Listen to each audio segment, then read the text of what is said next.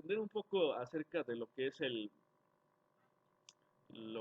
el R2, primero tenemos que entender lo que es el comunismo y para entender el comunismo primero hay que entender el capitalismo, que es su enemigo clásico. En este caso, tenemos aquí una serie de fechas históricas que remarcan de cómo se surgió el capitalismo y cuál es el rol del Estado. Para los que no sepan qué es el Estado no es más que una serie de, vamos a decirlo así, una serie de individuos que toman decisiones arbitrarias que rigen el destino de una nación, de una ciudad o de un país.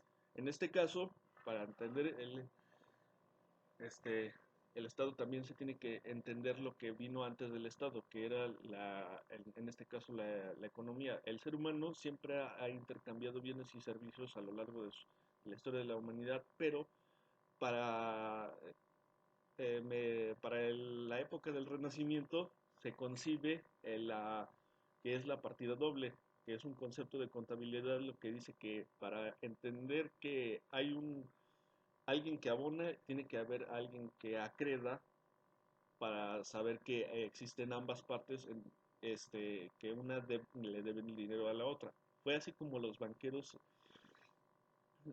florentinos de esos años empezaron a prestar dinero básicamente a la iglesia y después a los demás, y fue gracias a ellos que se pudo dar toda la época del Renacimiento.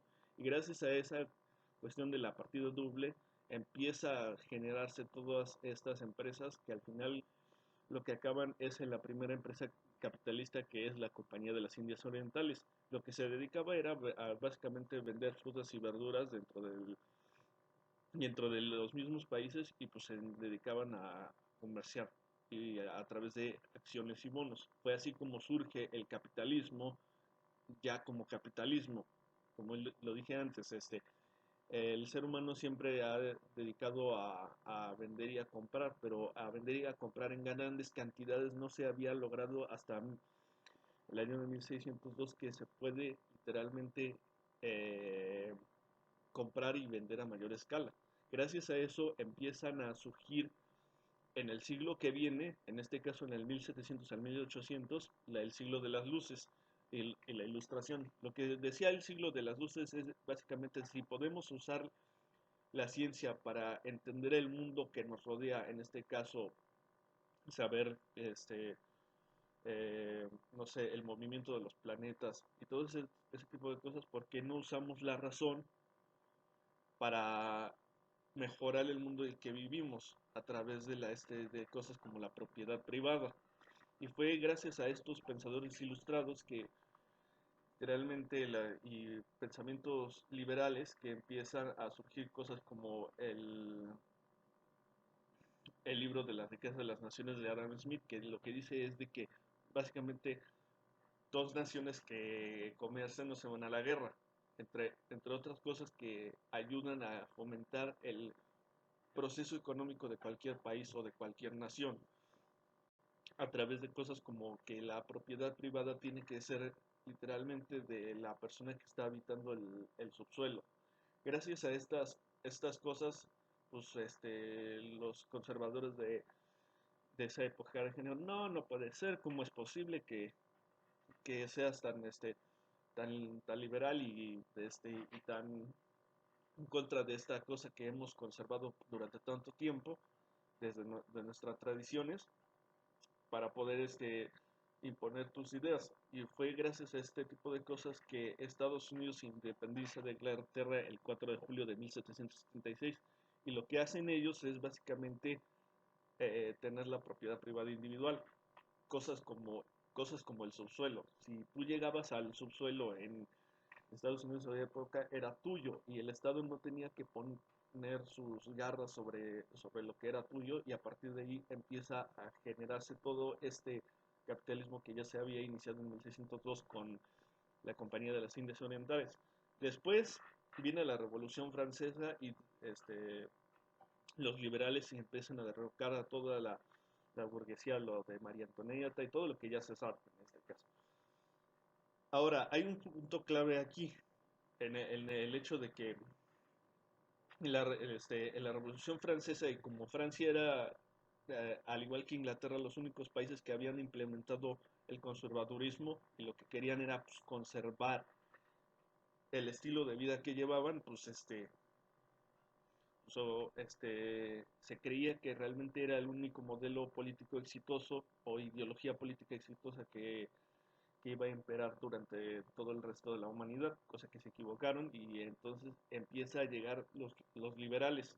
Pero el problema es de que los liberales no les tocó una especie o etapa dentro de, o ciertos años para que su modelo político se diera y se llevara a cabo. Entonces, todo eso como que se fue reacomodando a medida que la humanidad empezó a verse inmersa en el hecho de que si tenemos esta cosa llamada capitalismo, pues podemos comerciar y podemos llamarnos bien. El problema a partir de aquí es cuando llega en 1838 el socialismo utópico. El socialismo utópico es el premarxismo, o lo que los historiadores llaman los pensamientos premarxistas que indican que pues, la propiedad privada pues, no debe ser privada, sino pública, entre otro tipo de cosas que fueron más o menos bondeándose debido a que en esa época el capitalismo no estaba todavía regulado. Y como no estaba regulado, pues obviamente se entiende que cada quien hace lo que su regalada gana se da y el Estado pues no podía poner orden a tanta gente que en esa época ya y tantas empresas que ya empezaban a tomar el control de la gente, cosa que pues es una de las cosas que más se quejan de del capitalismo, de la gente que pues, odia el capitalismo. Entonces, a partir de ahí, de este socialismo utópico, se empieza a dar entre la gente, incluso entre los mismos liberales, y pues básicamente los liberales también dijeron, no, ¿cómo es posible de que vengas a derrocar todo lo que ya habíamos creado con el liberalismo? Ahora tú quieres hacer que todo lo que de la propiedad privada quieres quitárnosla, no, eso no puede ser. Entonces, en 1848 llega Karl Marx y junto con Federico Engels empiezan a desarrollar lo que es el manifiesto comunista. En la siguiente diapositiva vamos a ver cuáles son los 10 puntos del manifiesto comunista para entender cómo el manifiesto comunista llevó a que un país como la Rusia de los zares empezara a pasar de un sistema agrícola a un sistema industrial, pero eso lo vamos a ver en la siguiente diapositiva. Bueno, el chiste es de que Karl Marx, 1848, publica este libro, pero unos años después surge el origen de las especies, de que no fuimos creados, de que todos los procesos que llevaron a que el ser humano estuviera hoy en el planeta Tierra pues, se dieran a través pues, de la evolución de un organismo unicelular a organismos pluricelulares que van evolucionando a través de ciertos genes que se van pasando de generación en generación.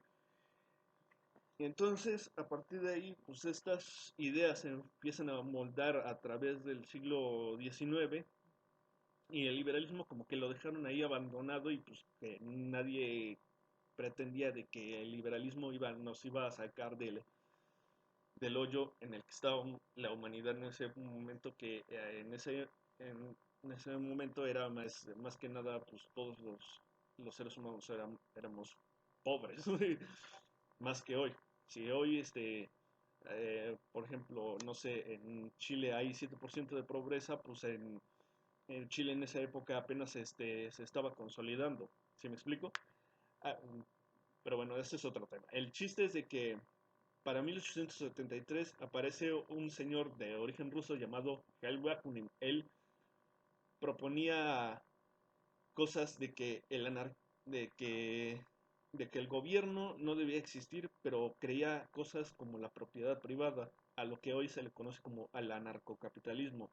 Sus ideas empiezan a surgir en 1873, ya un poco tarde, y también esas ideas como que se fueron perdiendo con el tiempo hasta que llega lo que vamos a ver en la siguiente diapositiva. Y por último, en 1874 aparece el primer psicólogo y el que pone la psicología experimental dentro de la ciencia, y quien dice que literalmente los seres humanos tenemos un cerebro que también tiene que ser explorado y que también tiene que ser estudiado, porque el cerebro también es eh, parte de nosotros y que es como un órgano más, y que como es un órgano multifuncional, pues tiene que ser estudiado y todo eso. Entonces, a partir de todas estas ideas se empiezan a moldear lo que es el capitalismo y las ideas de cosas como la libertad de pensamiento, cosas como la libertad de tener propiedad privada, cosas como la libertad de expresión. Todo ese tipo de cosas se empiezan a moldear a partir del siglo XIX y prácticamente principios del XX. Ahora, el problema va a surgir de manifiesto comunista. El manifiesto comunista lo que dice son 10 pasos para llegar a una especie de utopía, si se podría decir así, en la que iba a surgir un nuevo hombre que ya no iba a tener intereses personales, que ya no iba a empezar por sí mismo.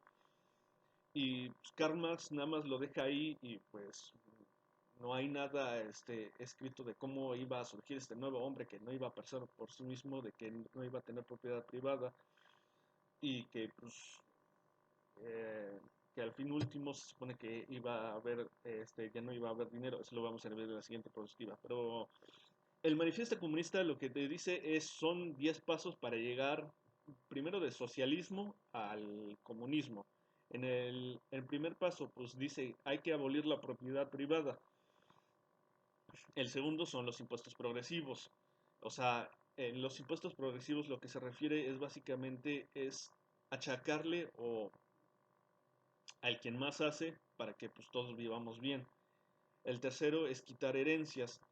Es una de las cosas que decía Marx, o quien estaba en contra de lo que era la burguesía, era de que pues tenían herencias, y eso hacía que la gente misma se perpetuara a través de los siglos para pues para sobrevivir, porque una de las cosas que queremos los seres humanos es sobrevivir, y a partir de cosas como darle dinero a la siguiente, a nuestros hijos, pues es básicamente hacer que la misma raza humana se perpetúe.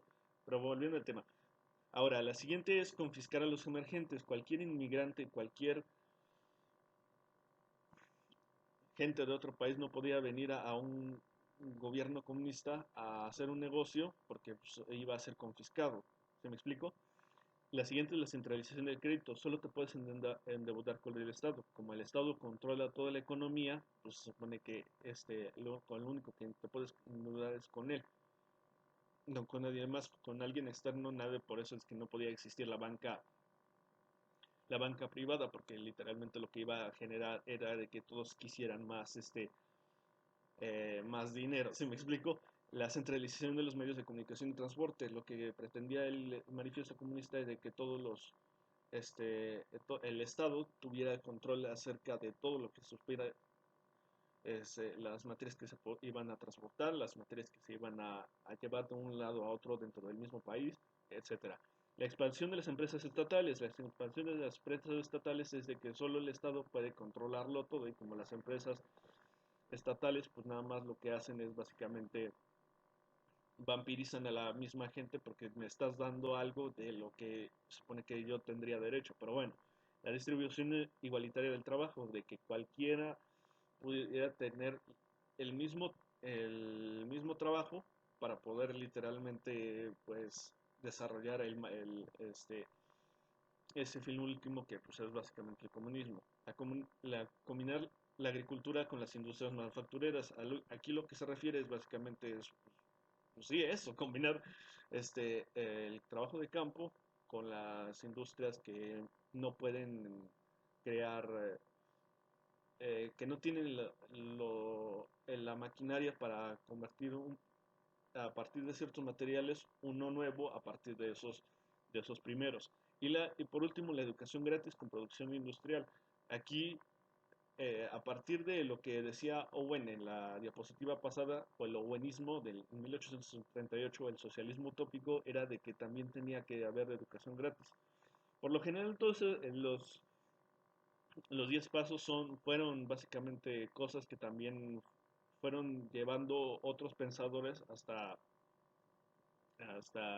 el día en que Karl Marx escribió el Manifiesto Comunista. La abolición de la propiedad privada, eso es una idea que surgió a Platón, no era de él. Sin embargo, ya las fue acomodando para poder literalmente pues, tener la idea de que todos fuéramos, se supone que iguales, cosa que no es cierto, que todos somos desiguales, para poder llegar al fin último de que ya no hubiera propiedad privada. Digo, que ya no hubiera dinero, pues, y de que el Estado se iba. Bueno, el fin último del comunismo.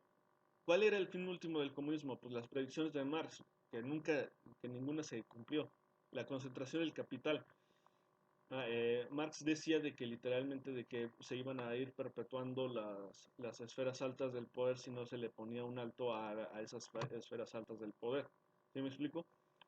Pero si uno se fija en de la lista de los ricos en 1987 con la lista de los ricos del 2021, se va a dar cuenta de que quienes estaban en las listas de los más ricos del 1987 ya no son los mismos que están en la lista de los más ricos del 2021. ¿Sí me explico? Con lo que la primera predicción de Marx no se cumplió. Y la segunda es acerca de esto, de que iba a surgir un nuevo hombre que ya no iba a tener intereses personales y que si iba él a dar 25 tornillos y su otro compañero manufacturó 50, si él manufacturó 25 y el otro manufacturó 50, pues el que le tocaba, se supone que el quien producía más le iba a tocar más, pero no, se supone que el nuevo hombre que manufacturó 50 tornillos le iba a tocar lo mismo que el que facturó 25.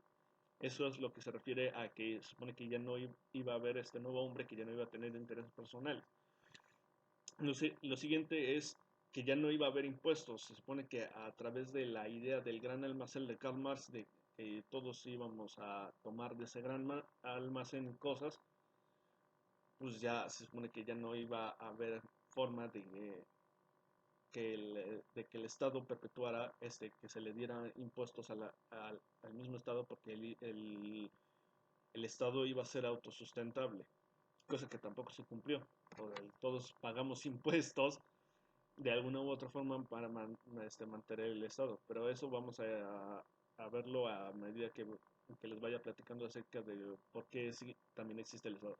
El comunismo nacerá de la clase trabajadora, cosa que tampoco se cumplió porque ninguno de los quienes, gente que trabaja dentro de las industrias, repudia a los quienes tienen mucho dinero. De hecho, se admira a gente como Steve Jobs o Mark Zuckerberg y todos esos capitalistas, o Jeff Bezos o Elon Musk, que a partir de sus ideas y de su genialidad pueden traer cosas para el beneficio de la misma. ¿Se me explico? Los, la siguiente son los obreros iban a ser más pobres, cosa que tampoco se cumplió, que hasta el día de hoy, bueno, se cumplió más o menos a medias, o sea, pero tampoco es que supone que iban a ser más pobres. Ahora lo que hacen la pobreza pues es básicamente donarle dinero a África de parte de los más ricos y seguir perpetuando la pobreza a través de donarle muchas cosas a África, entre otro tipo de cosas. Pero el chiste es ese. Todos los países serían socialistas, cosa que tampoco se cumplió. Todos los países hoy en día son capitalistas que socialistas. Y por último, las últimas que se supone que a través del gran almacén de Marx decía que el dinero iba a desaparecer y que el Estado iba a desaparecer, cosa que tampoco se cumplió. Ahora, aplicar este tipo de cosas se supone que tenía que ser en países industriales, cosa que tampoco se el quien lo aplicó ese tipo de el quien aplicó pues la receta del almacén comunista, pues, o la receta comunista fue Rusia en 1899, un país que era básicamente de campo. Aquí tenemos un rublo ruso, aquí está la familia Romanov, aquí está Rasputin y aquí vemos a unas trabajadoras arando el campo pues en la Rusia de 1839. ¿Qué pasaba en esa época? Rusia apenas acababa de salir de lo de que era lo de la guerra de Crimea, que fue una guerra terrible, y pues la gente pues como que apenas sentía más o menos de que querían industrializarse, pero todavía querían ser de campo, pero la familia Romanov creía en un curandero que dizque era curandero, pero no lo era. Todo ese tipo de cosas fueron perpetuándose en la Rusia de 1899. Y pues un país que se supone que viene de campo, que crece del campo, pues no puede sustentar la idea de que pues, pueda llegar al comunismo porque pues, le falta la industria, en este caso manufacturera y cualquier tipo de industria. ¿Sí me explico? Ahora, de la Revolución Rusa, después de que cae la dinastía de los Romanov, empieza la Revolución Rusa, pues ya sabemos que todos los quienes estuvieron ahí, todos los comunistas, como por ejemplo Lenin, Stalin, Trotsky, todos ellos empezaron a desarrollar esta idea marxista que había dejado Karl Marx unas décadas atrás, antes de ellos, y pues a medida que fueron avanzando, pues creían que era el fin último de llegar a un país comunista, socialista. El chiste es de que para esa época pues ya había iniciado la Primera Guerra Mundial, en el que en los estados más poderosos del mundo, las naciones más poderosas del mundo empiezan a llevar una idea totalitaria de vamos a ir por todo, no vamos a ir por nada. Se supone que la Primera Guerra Mundial era la guerra para acabar con todas las guerras, cosa que no sucedió porque al final no la Segunda Guerra Mundial, pero el chiste es ese. Una vez que empezó a darse todo este tipo de procesos de que se supone que el Estado es más grande y más fuerte que todos los individuos a través de este, separados y no en colectividad, pues se creía que literalmente ese era el futuro de la humanidad, implementar más Estado. Bueno, ahora,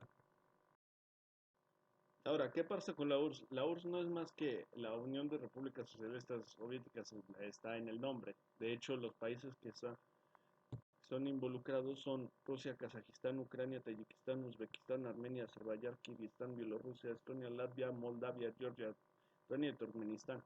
Estos países pues conformaron lo que se supone que era un estado mayor para frenar el avance de lo que era el capitalismo.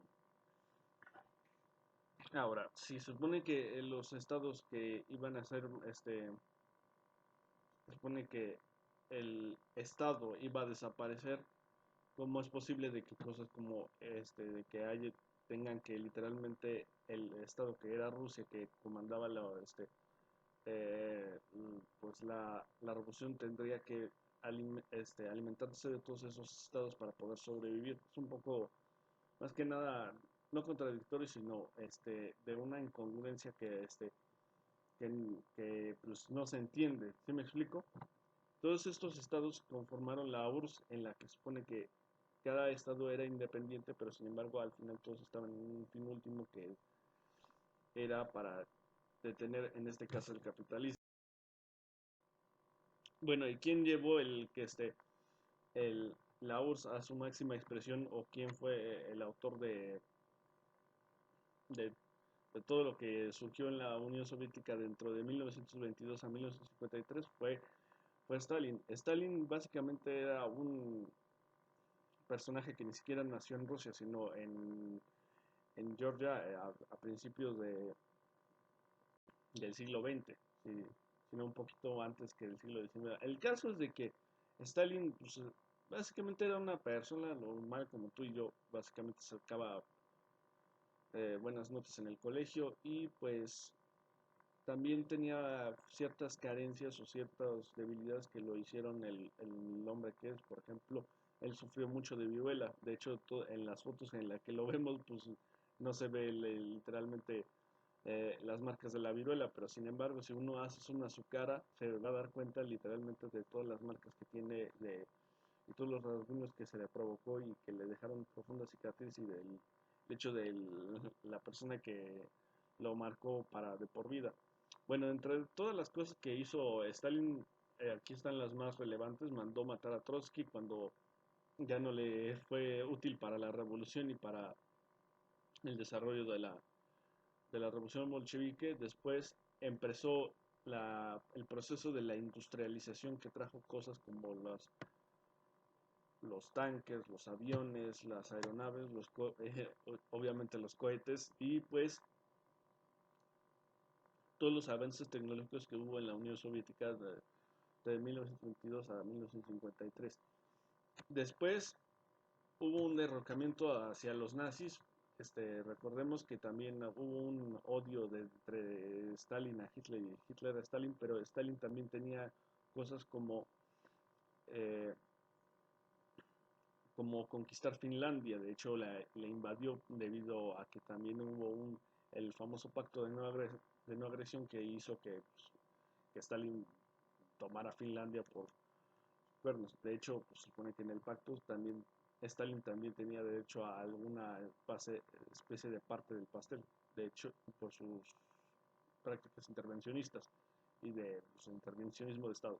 O sea, de crear a todos, o forzar a todos los países que le rodeaban a la Rusia soviética, pues a servir a la Rusia soviética.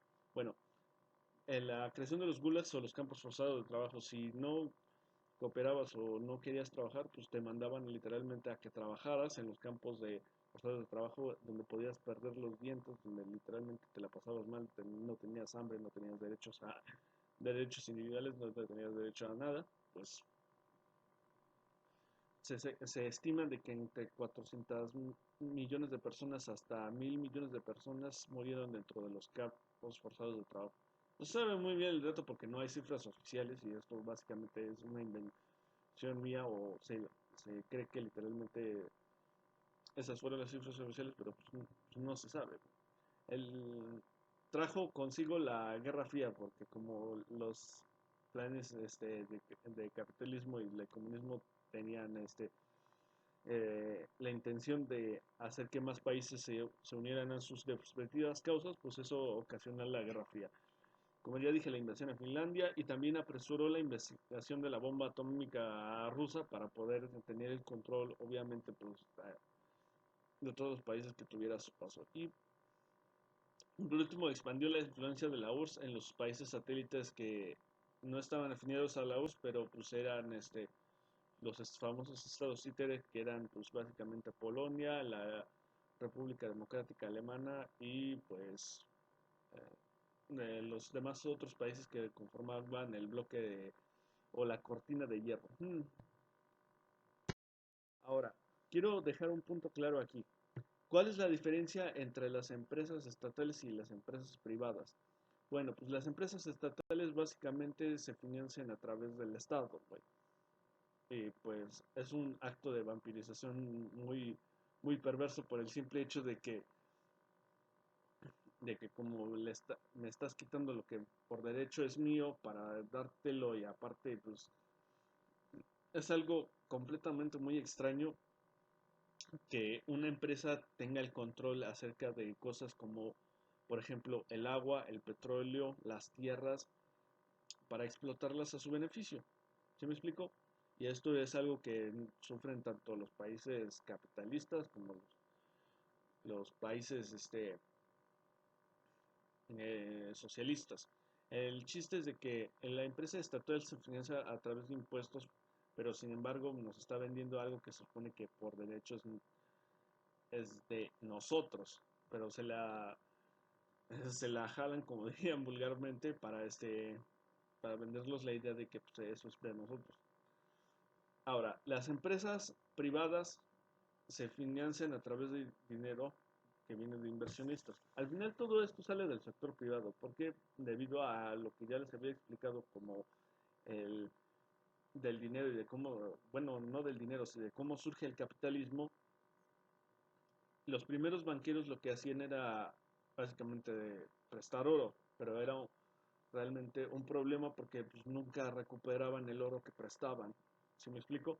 Ya después, a partir de cosas como darle valor al dinero fue que literalmente se empezó a generar el concepto, o sea, de deuda. De hecho, existe el documental El dinero como deuda, porque primero, ya después de que se dejó el oro, dijeron, ok, nos vamos a inventar de que nos debes 50 pesos. De hecho, también eso viene lo de la partida doble, que nos debes 50 pesos, aunque no sea cierto, para que tú al final nos los devuelvas. ¿Sí me explico?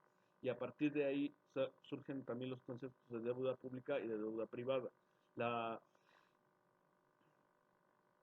el gran problema es de que ambas son peligrosas por el simple hecho de que supone que la deuda privada al final la pagan los particulares, pero al final en países de aquí como México, que tuvimos la crisis del 94, se convirtió en una deuda pública y al final pues los que nos estamos pagando pues, somos los mexicanos. Pero bueno, ese es otro tema. El chiste es de que al final las empresas, o sea, estatales, como un estado no produce nada por sí mismo, tiene que recaudar de los impuestos y ese porcentaje pues tiene que verse reflejado en las cuentas de los contadores de cuánto tienes que darle al Estado para que pues no nos venga y no nos embargue. ¿Sí me explico? Cosas como las leyes antimonopolios también sirven para literalmente regular qué tanto control tiene que estar dentro de la gente y cuánto no y cuánto vamos a decirlo así mal, o sea, están perpetuando las empresas ya sean privadas o públicas. ¿Sí me explico? Las empresas estatales o las empresas privadas. Ahora,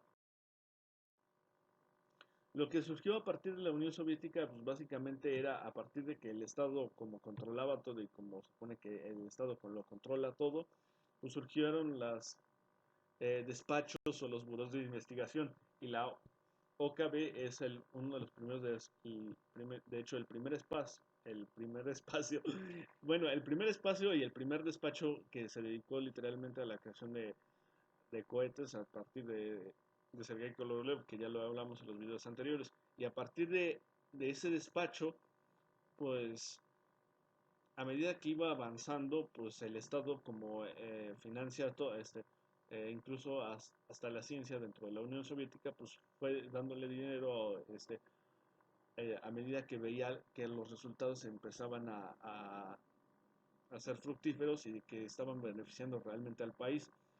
Al final, pues fue evolucionando hasta que pues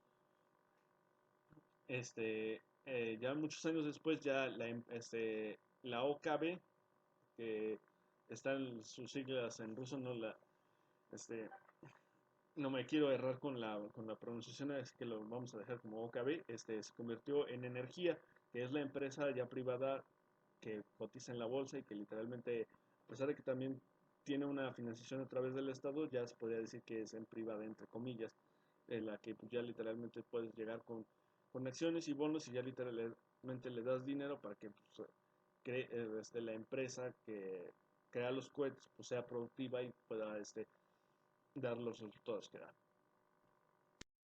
Ahora, ya vamos a hablar en materia fuerte. Ahora sí vamos a hablar el- con el cohete en sí. Vamos a hablar del R2. El R2 es básicamente la evolución de lo que era el R1. De hecho, los soviéticos pusieron los nombres de los cohetes a medida que, el primero era el R1. Y así fueron a través de de todos los cohetes que fueron creando. El R2 es básicamente, no es que la separación absoluta de lo que era el R1, que el R1 era básicamente una copia del cohete B2 que había inventado Bob con los nazis. Entonces, el R2 básicamente ya lo que tiene es una altura de 7.65 metros, pesa unas 20 toneladas, el diámetro es de 1.65 metros, el combustible es alcohol, el comburente es oxígeno líquido, la fecha de lanzamiento es el 25 de septiembre del 49, consta de dos etapas y el peso de la cabeza es de 1500 kilogramos. Aquí ya se había desarrollado cosas como el cohete multietapa en las películas de Fritz Lang y en, y en lo que era el de la Tierra a la Luna, pero no se había puesto en práctica hasta apenas el 25 de septiembre del 49 cuando se lanzó ese cohete. ¿Se me explico? Y entonces, a partir de esas dos etapas, pues ya fue que fueron creciendo en más etapas y ponerle más para que el cohete, para que en la etapa final, pues como ya fuera más libre, pues ya podía salir más rápido de la atmósfera terrestre. ¿Sí me explico? Y pues bueno, ahora hay un punto clave que quiero resaltar aquí, que es si se puede administrar un Estado como si se administra una empresa. Recordemos que el Estado no es más que una serie de burócratas que toman decisiones por ti. O sea, tú no tienes que estar en el Congreso hablando acerca de lo que tienen que hacer con respecto a los derechos LGBT o al respecto al aborto o al respecto a la prostitución. No, para eso se encargan los políticos para que tú no tengas que literalmente estar como un amigote hablando acerca de esos temas que son literalmente difíciles de analizar y de comprender y de llevar cosas políticas a cabo y cosas como hacer lo correcto en vez de ganar votos. ¿Sí me explico?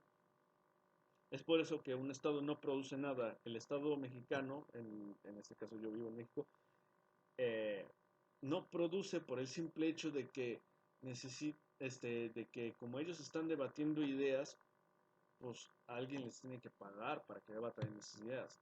Y pues dirían los políticos, no, pues para que nos pagas, mejor tomamos un poquito de tu dinero a través de una imposición, de un impuesto, para poder literalmente financiar nuestros lujos y nuestras cosas, que eso ya es otro tema. Pero bueno, el chiste es de que el Estado no produce.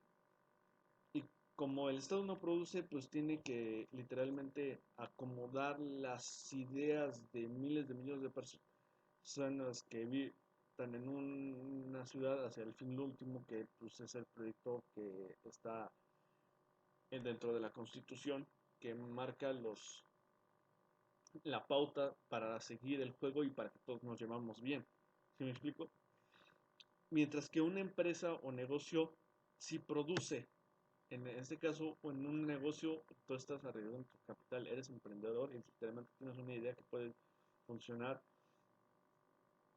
estupendamente bien. Entonces se la vas y se lo das a una serie de inversionistas que te dicen, ok, te compramos una idea a cambio del 5% del, del valor de tu empresa. Dices, órale, va, porque de hecho así funciona el mundo empresarial. O sea, das, este, necesito crecer y como no tengo el dinero para poderlo y posiblemente me quede sin dinero, voy con los inversionistas y ellos este, hacemos un trato y en el que ellos me dan dinero, les doy un porcentaje de la empresa y al final todos contentos. Ambas partes llegan a un acuerdo y al final pues empiezan a crecer de forma muy grande para pues llegar a empresas como Apple o como Tesla o como cualquier empresa que literalmente lo que hace es producir y seguir produciendo y produciendo y produciendo. ¿Sí me explico? Para el beneficio de la humanidad. ¿Cuál es la diferencia entre ambos? Es de que en una empresa hay decisiones concretas que literalmente hacen que la misma empresa siga avanzando. ¿Sí me explico? En un estado no. En un estado es una decisión concreta que pueda avanzar o retroceder el proceso de un país y eso son cosas que se van acomodando a medida que uno va viviendo pues, la época en la que le toca vivir. Pero sin embargo, mientras cosas como la propiedad privada se quede contigo y cosas como la libertad se quede contigo y cosas como todas esas cosas que desarrollaron los liberales clásicos hacen que literalmente las empresas puedan crecer más y en mayor capacidad, ¿sí me explico? Y a partir de ese tipo de conceptos es de que uno puede darse el lujo de saber cuánto puede invertir, de cuánto puede ganar y de cosas de que pues ya pues, cada quien su sueldo. En las empresas lo que vale es básicamente la meritocracia y el talento humano. Uno no puede tener puedes irte a gobierno, no tener talento humano, ser político y enriquecerte, pero pues El problema con esto es de que al final nos jodemos todos, valga la expresión, pero bueno. Y en una empresa como nos estamos beneficiando todos al mismo tiempo, sabemos que el de recursos humanos va a poner a cada persona y que no va a contratar a ningún mediocre. ¿Sí me explico? Que que el de contabilidad literalmente va a hacer que esa empresa jale parejo a partir de los recursos que tiene y los recursos de los que dispone y de los recursos que no dispone. Debido a que en una empresa o negocio, pues como los recursos son limitados, el dinero tiene que irse pues acomodando a medida que pues hay debido a que hay un presupuesto y tienes que respetar ese presupuesto para poder literalmente hacer el proyecto que tengas. El valor agregado es a partir de este del mismo valor que tú creaste a partir de ese producto o servicio. Y eso es básicamente de si se puede manejar a un estado como se maneja una empresa. Ahora, quiero recalcar un punto aquí acerca de lo que significa el Estado y de lo que más perjudica pues, al desarrollo de la humanidad de nuestros, y a los países que existen en el mundo. Lo que más perjudica al Estado es de que, o a las empresas y al progreso de la humanidad es de que no haya Estado de Derecho. Y eso origina pues, cosas como el populismo, el cerrarse al debate, las constituciones incongruentes, la falta de Estado de Derecho, la cultura. En este caso la cultura es la discriminación a través de la ley, que fue una de las cosas de las que tiene México hasta el día de hoy, que hasta el día de hoy todavía se sigue discriminando por ley, cosa que no debería de ser, pero bueno.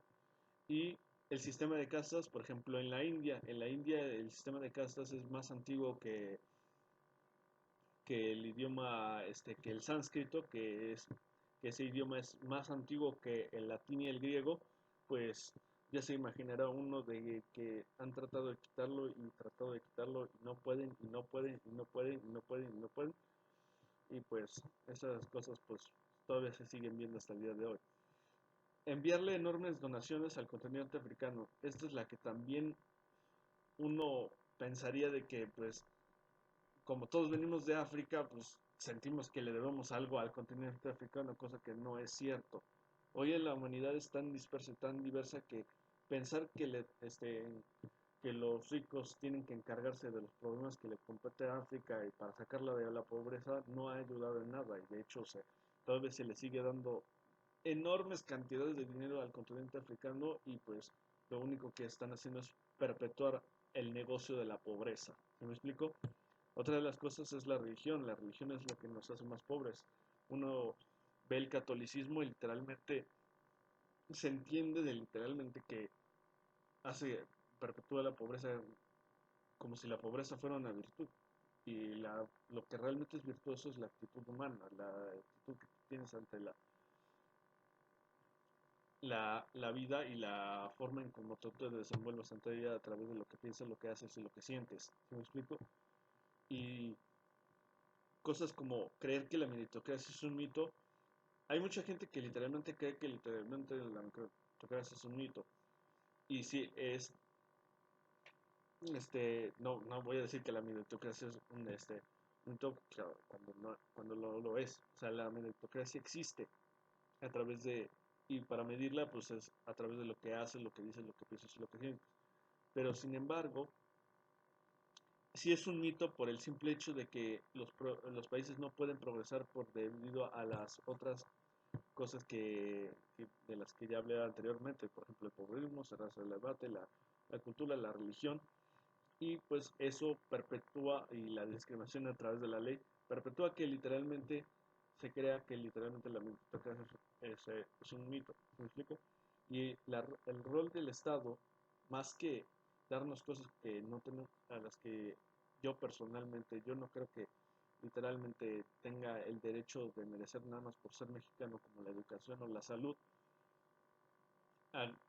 perpetúen que literalmente haya más pobres en el mundo.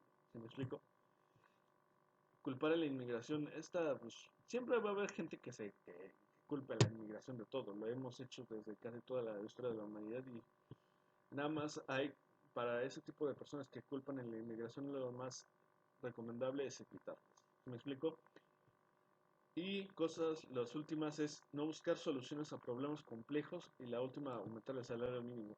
La del salario mínimo es interesante por el simple hecho de que uno piensa de que el dinero es un juego de suma cero. De los juegos de suma cero, al final lo que se busca es de que se supone que al final la balanza se supone que se tiene que estar equilibrada, cosa que no es cierto.